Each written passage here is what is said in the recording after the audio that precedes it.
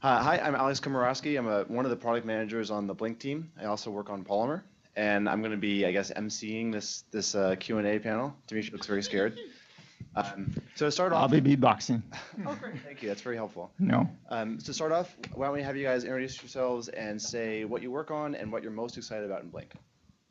I'm Dmitry Glaskov. I'm excited about everything in Blink.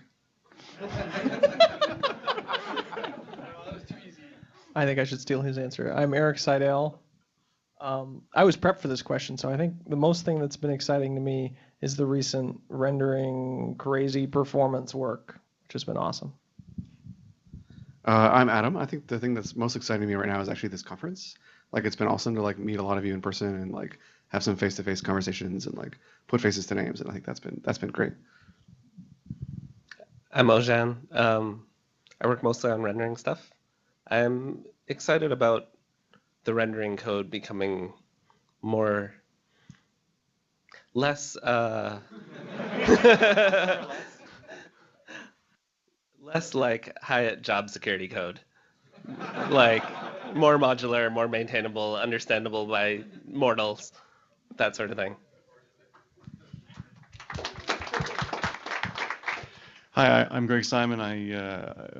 I help manage a bunch of the Blink work that happens here at Google, and I'm excited about web components. I'm excited that we have a way to actually ship promises now, as of like yesterday, which is awesome.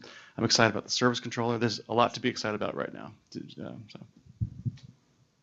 Great. So the idea for this is that we just be very informal and have just folks shout out questions or raise your hand, and any questions whatsoever you want to ask folks up here. Don't all go at once. Or you could just hack on code while we're seeing. Yeah, that's true. But we can't meet you guys up there. I have a phone. Okay, so it looks like Paul is our brave first person to ask a question. Completely surprising. Okay, so web developers tend to adopt new web platform features slowly as they have to wait till a critical mass of their users have support for them. Blink has been very successful in not only shipping new features, but also kind of getting broader traction across all vendors for these new features. So the investment in new features is kind of investment in the future user experience that kind of users will enjoy kind of like 2 years out or more.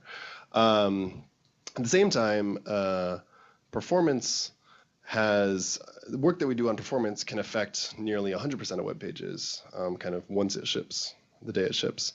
So I'm curious as to how Blink prioritizes these two things of work that affects all sites or many sites versus new features that are kind of investment in a few years from now. I think one theme that's emerged from this conference is that we're very focused on performance. And so at the moment, I think the performance side of the equation is like dominating at least my mind share, and I think the mind share of a lot of people. But that doesn't mean we're not investing in new features. We certainly are investing in new features where we think they have big payoffs. Things like Service Worker are an example of like that, where it's unlocking a large space for web developers to do offline. Yeah, I mean, whenever someone talks about doing a new feature, the first question I ask is, all right, who's looking for this, right? I really don't. It would be sad to end up with many app caches inside the platform. Things, solutions in search of problems. So that's why we here at Google, we really take advantage of working with our apps teams, et cetera, to try to build the next generation of APIs out. I'll add to that we're actually doing less and less feature work over time. Like compared to 2 years ago, we basically dropped all feature work and we're doing just performance work. Not exclusively. There's still some feature work we do, but we're pretty single-mindedly focused on performance.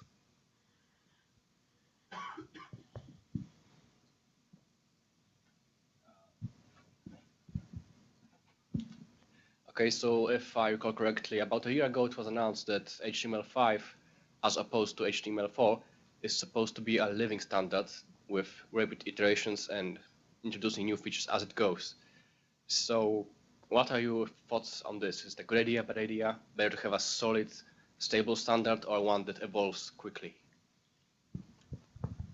I think the like living standard concept is like great. Like I wish more things were like that.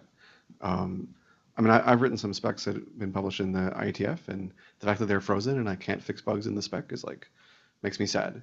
And you know, some people are going to go implement those specs, and they're going to have cookies that have only one character in them because I like made a typo in the spec. It's like silly.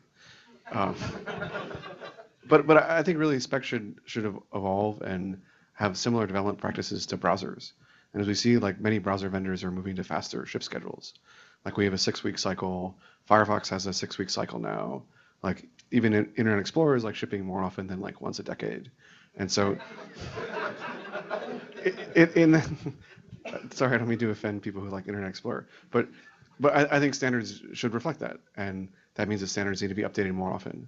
Like that doesn't mean we should like willy-nilly like change behavior and like break lots of stuff. Like compatibility is like super important. So, but compatibility is the real constraint on how standards evolve, not like the fact that it was the RFC editor signed off on it on Thursday and I can't fix the typo on Friday.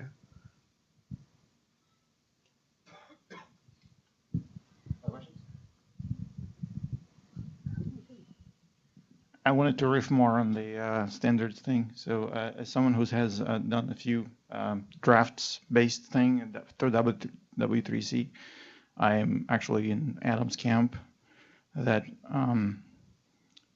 in my experience, just completely from like what I've seen, most of the time that I spend is directing people to working draft rather than to published version, to editor's draft rather than working draft, and saying, no, that's old, don't do that. And so I like living standard. Of course, living standard also has a problem of being less stable, but I think that's just again reflective of how browsers work as well.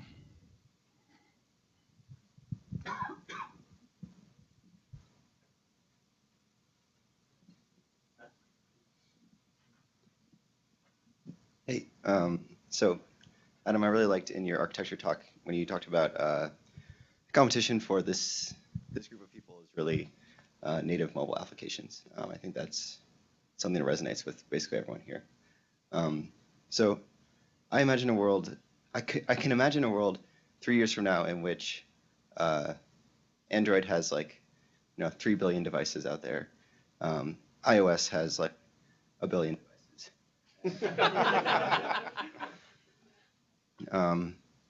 And like Apple still triples web applications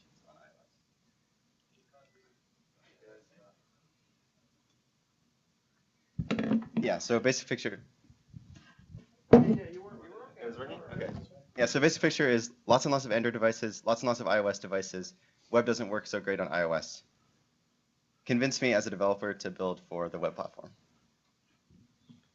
I mean, I think it's like a chicken and egg problem, right? We make the web platform awesome, developers build awesome experiences, other people have to compete, right? If the web is where the exciting content is and your device has like a crappy web experience, who's going to buy your device? So it's a matter of like bootstrapping.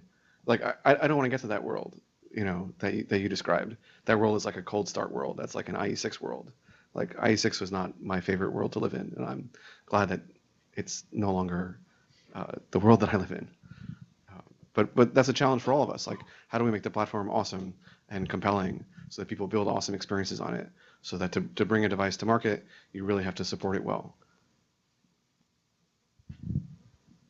So I guess I'm not too worried about that world, because I think if we're successful in making the web platform better than native, because I do believe it can be made better, then you have Angry Birds 12 written for the web.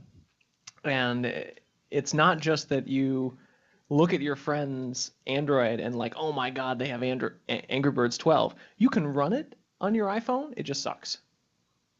And that's really compelling to me, that I can like taste it, but I'll go buy an Android instead. Or I can taste it and I'll yell at Apple to like make their application platform awesome.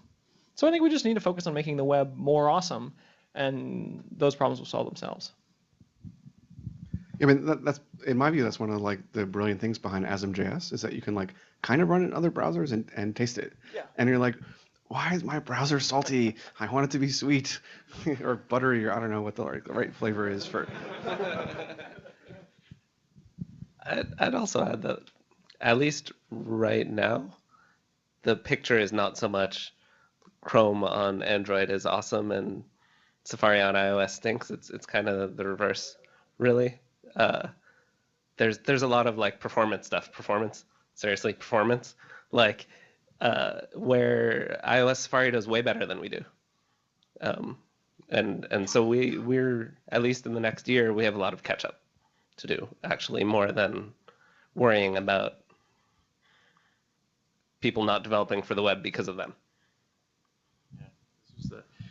This most recent Google I/O was the first time that I never got a feature request or a new API request from any third party, and I spend most of my time there talking to third parties.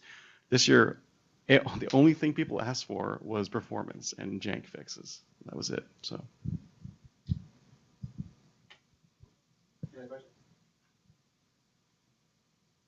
So I've got one. How do you guys think that the intent to implement process is going? Do you think that's working well? Or do you think that's something that is it working as it should, or? I'm actually super curious how other people feel like it's working. Like those people who think it's a terrible idea, raise your. I mean, from my perspective, it's worked way better than we expected it to. We're much more open about what we're shipping, what we're planning on shipping, what we're working on.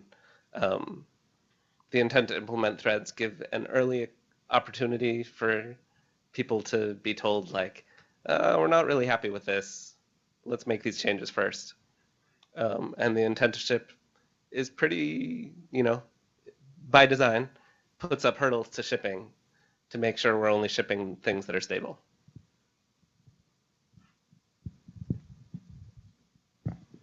So from my perspective, I feel like it's worked really well in that I like getting the notice of what's going on in the project. But I think it could also be a lot better, or I could imagine it be a lot better. I would like intent to implements to be sooner and intent to ships to be later.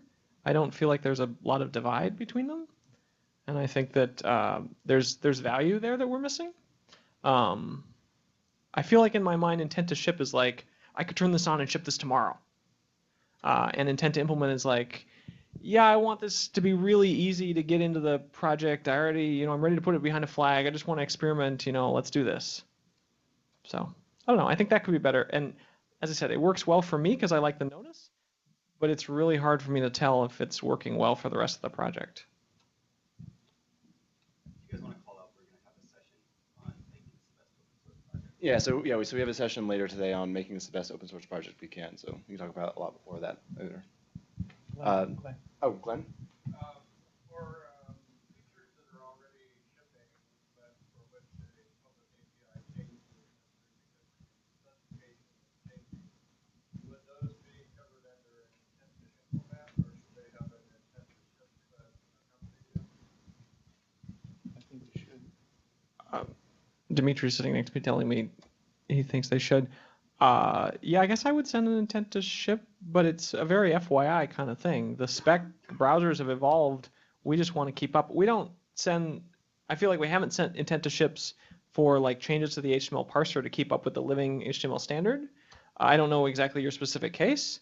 I wouldn't worry about it a whole lot. It is nice to let the project know that something possibly user catastrophic, their web page breaks because JavaScript throws an exception, is coming down the pipeline.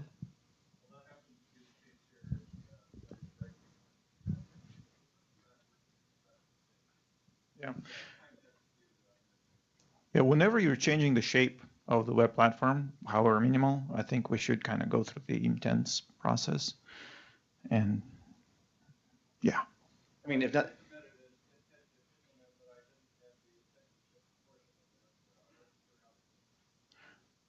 That's fine. Yeah, this is kind of a fuzzy area because sometimes you have to invent a flag to, say this is Like right now, let me pull out an example of Shadow DOM.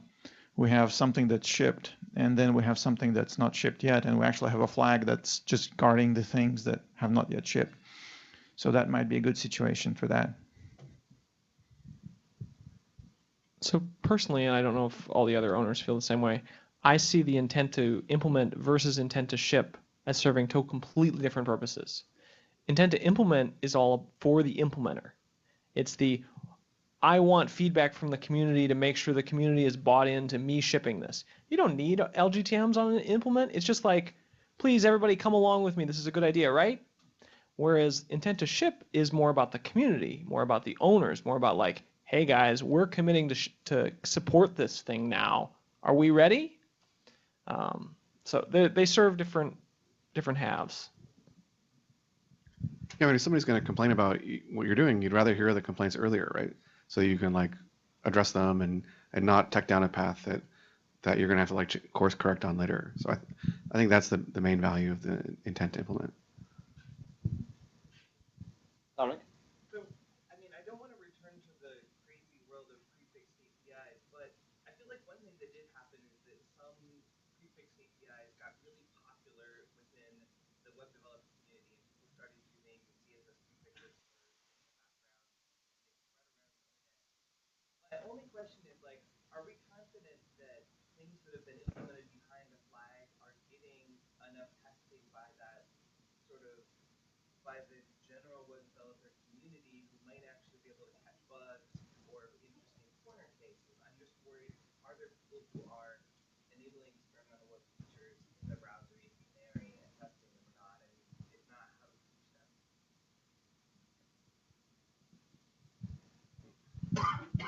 So no, I'm not confident that we're getting enough coverage of new stuff, and I think that Paul and his team and stuff could maybe help us find something more here. You kind of, I kind of would like a beta browser. The beta channel serves a different purpose. It's a more a stability refinement kind of thing, but I'd kind of like a beta browser that the author of jQuery uses, you know, to like write next gen. It's like the developer preview that you get from going to WWDC of the next OS. Like you want people to be using the next OS and writing for the next OS, but still shipping on yesterday's OS. And I don't think we really have that mode that I'm aware of. One pattern I think that actually works pretty well in this case is with web components. And so we actually have this Polymer project that's written polyfills, allow people to use them.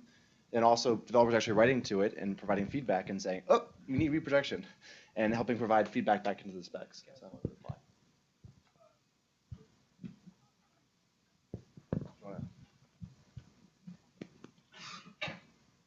Hi, Alex Russell, Google. I'm a little concerned that in the case specifically of web components, Shadow DOM, custom elements, that sort of thing, maybe we've convinced ourselves that it's working too well.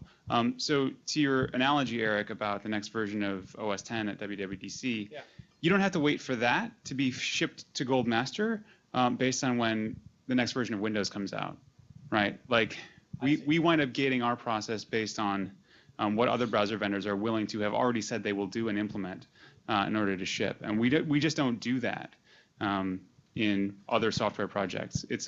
I realize the game theory aspects of the web platform make that much more difficult, but have we set the bar far too high to actually get new stuff into the hands of people? Like, I actually didn't mind the crazy prefixed API world. I thought that was great. I thought it let me use stuff that was wonderful and use it sooner. And I understand the potential externalities that come with that, but have we locked this down too far?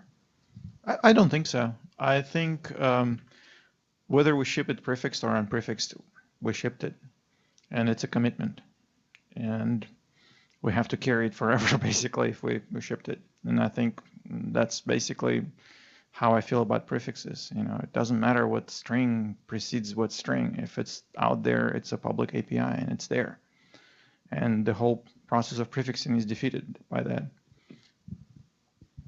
I mean, we should look at the CSS rank thing. We can draw a line on that list and we can't remove anything. We don't believe we currently can remove anything easily, at least, that's above 0.3%. That's a really far down their line. And WebKit box reflection, which was probably a horrible idea, and is supplanted by all this fancy CSS filtering stuff coming down the pipeline. is like 30% or some really high number, never going to be gone from the web platform, and we're locked to that oddity in our layer tree for a long time. So yeah, I'm scared as an implementer of prefixes.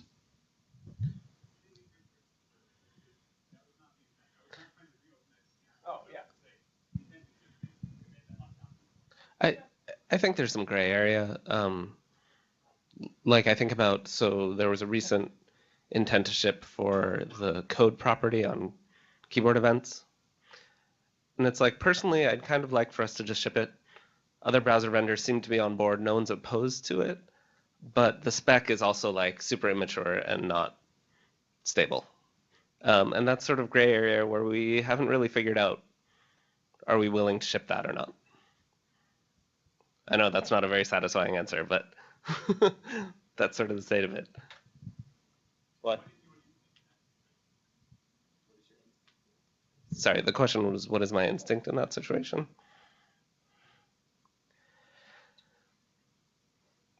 So it depends how other browser vendors feel about it. When in this specific case, I feel like I'd personally be okay shipping it, given that it's been discussed on the mailing list, there's general agreement, there doesn't seem to be anyone voicing even like mild opposition to it. I'd lean towards let's ship it. I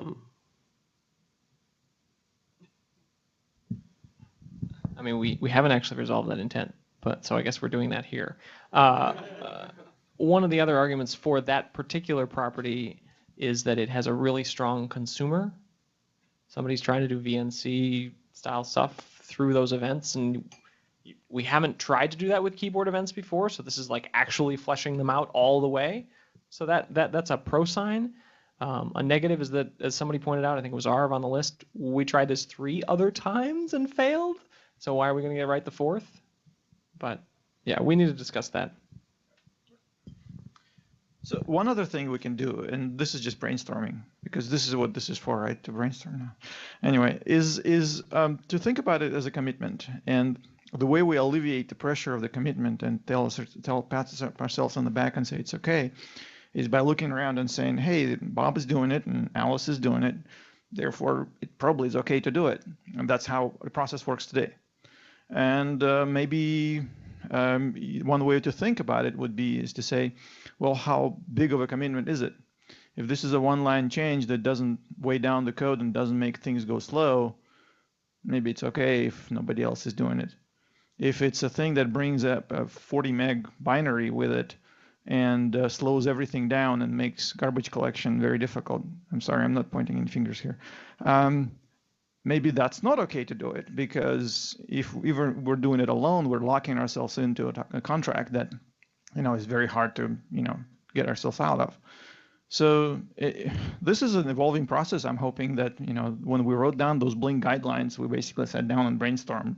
And then I'm hoping this brainstorming continues, and we'll look at this and go and say, maybe Bob and Alice is not just the only thing that we should look at. Maybe we should look at is, how great for the web is it? If this speeds up things and makes things awesome for developers, but somebody doesn't like it, maybe it's okay.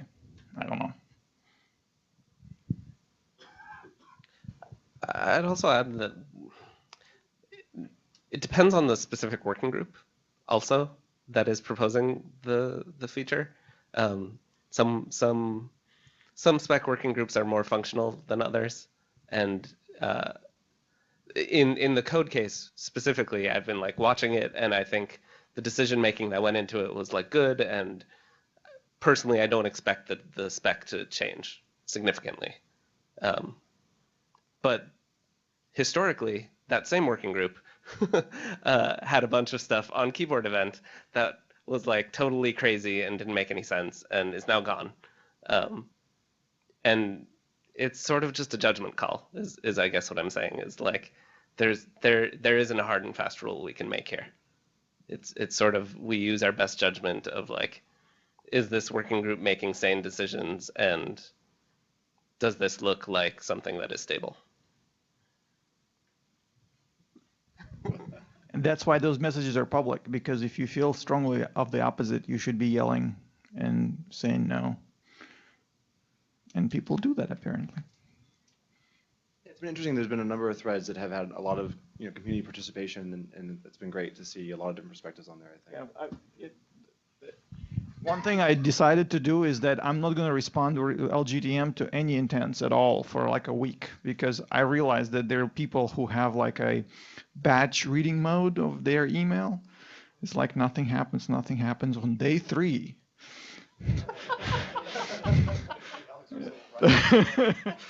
And so, yeah, it's like, this is how I approach it. And to be actually really honest, I don't read anything until Max says, it's about time to meet. If you do not reply to the threads, you will be required to attend a meeting. I just want to add to that we really love that people are getting involved on those threads. That's been so awesome. So please feel free to voice yourself on future such threads. It really does influence how we go about deciding whether to LGTM it or not.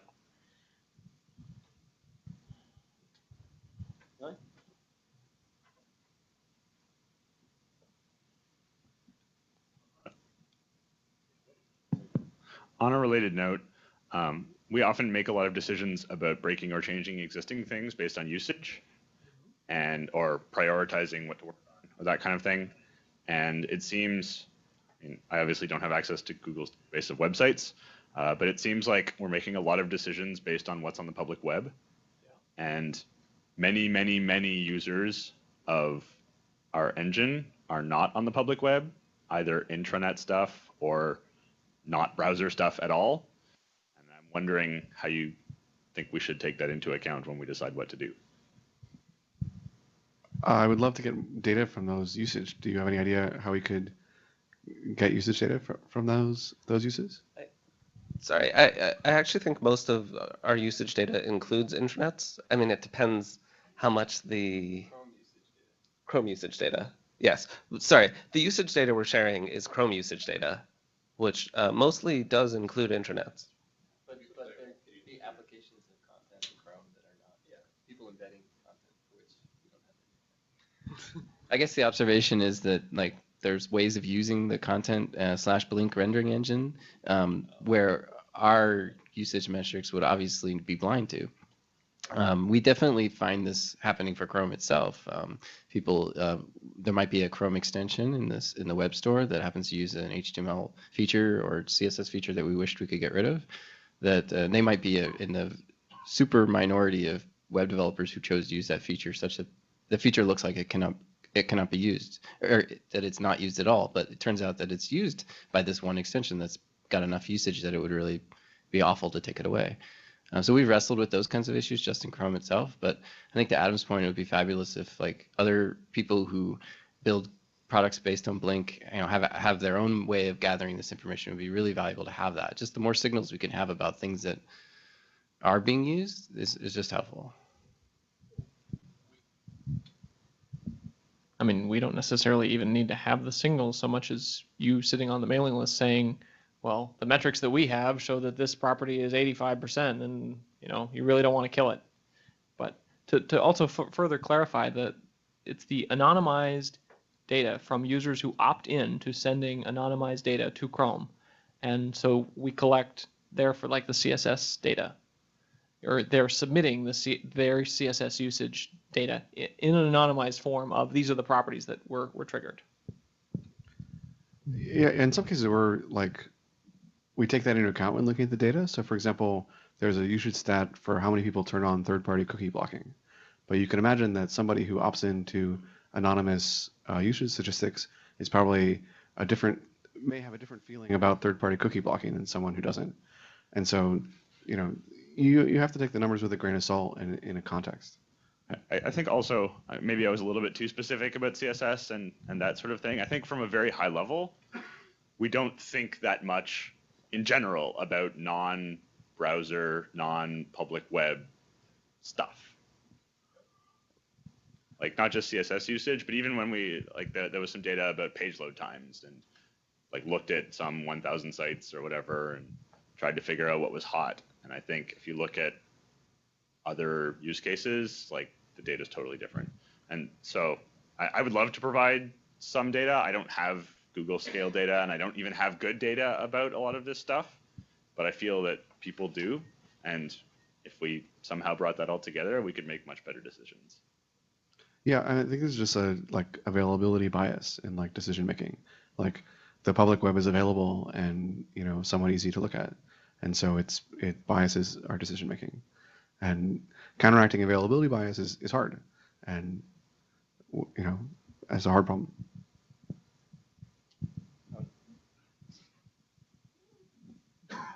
So on that topic, are we going to collect these anonymous usage statistics from the Android web view? I feel like when the Android web view becomes Chromium, when in the distant future, that we are suddenly going to have the, what is it, like millions of applications that use the web view for something, and how are we going to track that and know what features are removable? Peter. So as far as I understand, we won't. The Android web view will be another user of the content layer, whereas we gather the statistics in the Chrome layer. And I think that also makes sense from the perspective, whereas there is no opt-in phase for statistics from the web view, whereas you explicitly do install Chrome.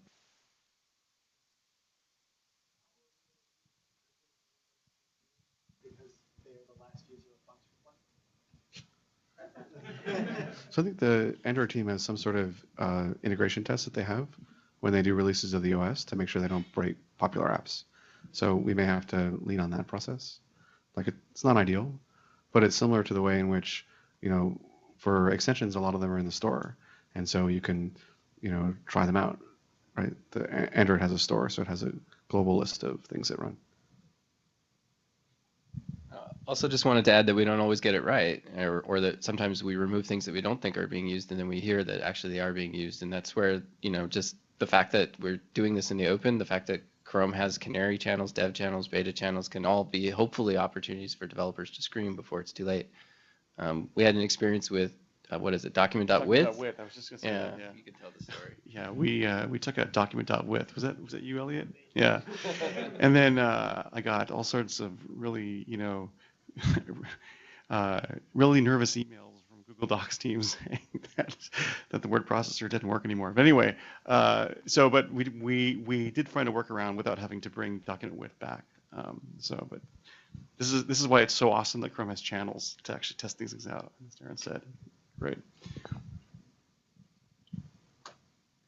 Mike? So my team's working on web animations, and we want to make sure that we don't regress performance and preferably progress it. Do we have any ways or means for doing something like when we think we're ready to ship, to be able to turn it on for 1% of people, stable users for a day, and gather usage on that? Yeah, I mean, that facility definitely exists in Chrome. I don't know if we've ever actually tried that from Blink, but we can certainly do that. Like, sounds like a yak for you, Mike.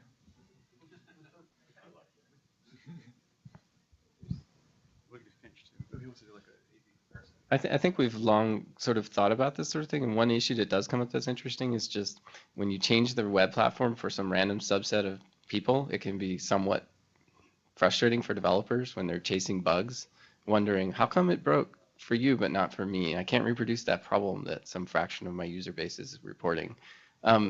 Yeah, but I think if we use this sort of sparingly, maybe it's okay. But like, for example, the facility that Adam and others were referring to in Chrome is used a lot for Chrome UI features.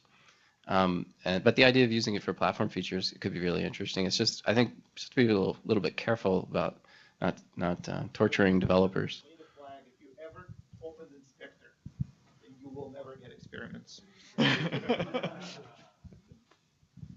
I think we've had a lot of success in the past, or the past decade, shipping new rewrites like that, just using our 30,000 layout tests, and it helped a lot with Chrome's canaries and beta channels. And that sounds like a really big hammer to me. That's really scary. And I suspect we can get most of the way with existing methods. I mean, Tony has this amazing thing that I don't know how he's got somebody who can take your change or take your flag flip and render a bunch of web pages and give you videos of those web pages like loading. And that thing was like super cool when we were working on the threaded parser because like he could show you like these are the web pages that like really took slow to load and these are ones that got faster and you could like watch the video and see what it was and try to like guess. So you may want to try something like that. Instead of shipping it to users, you can ship it to like many virtual machines.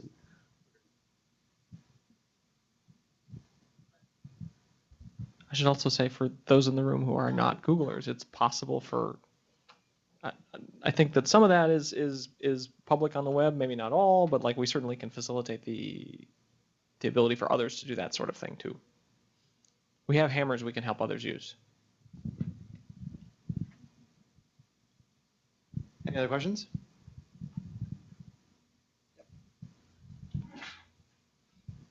Okay, so Blink now focuses mainly on Android and mobile, as it is the fastest growing market. But do you consider that this will be the only market that is really exists in the future, or do you still think that, for example, in 2 years, do you think most users will be browsing the internet or enjoying the internet through their mobile phones or tablets, or do you still envision desktops? Because I think that it's already flipped in many countries around well, I mean, yeah, that's already flipped in several countries around the world. I mean, like now. So it's only I don't see that changing course. So I mean, certainly mobile is most important. That doesn't mean desktops are going to like disappear. It just means that there are fewer and fewer of them every month. We also care a lot about Chrome OS, right? Which is a desktop. Although what's interesting about Chrome OS is some of the lower end Chromebooks like the ARM have the exact same processor as in the Android tablets. So it's the same thing. All right, two people want to talk. Well, I was gonna. You said what I was gonna say. I was just gonna mention that the laptop hardware is just going to become cheaper and lower end, and the work we're doing to make Blink run better on mobile is only going to enable that trend. And so, you know, at the end of the day, you're probably facing most of your users are going to be on these low end machines. Hopefully, they have a decent GPU, and hopefully, we've done a good job of leveraging that.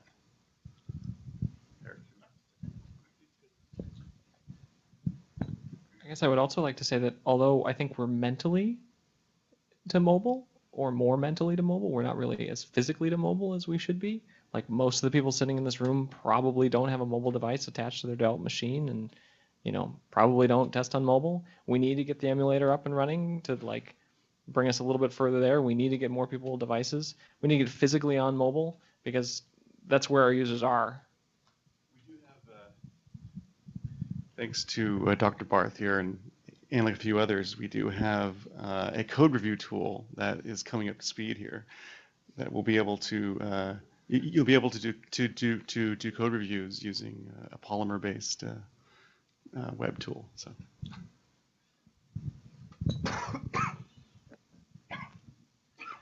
Great. Any final questions? We're coming to the end of the time we had allotted for this. Okay, great. Thanks so much. Thanks for asking questions, and I guess everyone's still here for the rest of the conference, so we can just answer any questions that people have. Thanks.